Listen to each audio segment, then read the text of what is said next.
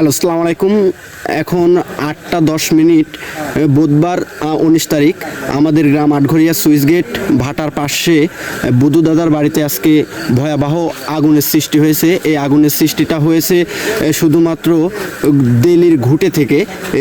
গরুর গোয়ালে যে মশা তাড়ানোর জন্য ঘুঁটে দেওয়া হয়, সেখান থেকে আস্তে আস্তে করে এই আগুনের সৃষ্টি হয়েছে, ভয়াবহ আগুন সৃষ্টি হয়েছে।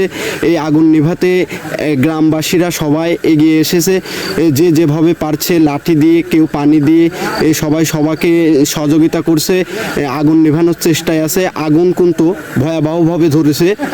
পার্শ্ববর্তী যে ঘরগুলো রয়েছে, এসব ঘরগুলো তো আগুন ধরার সম্ভাবনা রয়েছিল। সেক্ষেত্রে গ্রামবাসীদের বুদ্ধিতে এই ঘরটা ভেঙে দেওয়া হয়েছে, যার কারণে আগুনগুলো নিচে পড়ে গেছে। তারপরে আগুন নিচে পড়ার পরে পানি দিয়ে কিছুটা স্বাভাবিক অবস্থায় আনা হয়েছে। এখনও পুরোপুরি কন্ট্রোলের ভিতরে আসে নাই। ফায়ার সার্ভিসকে ইতিমধ্যে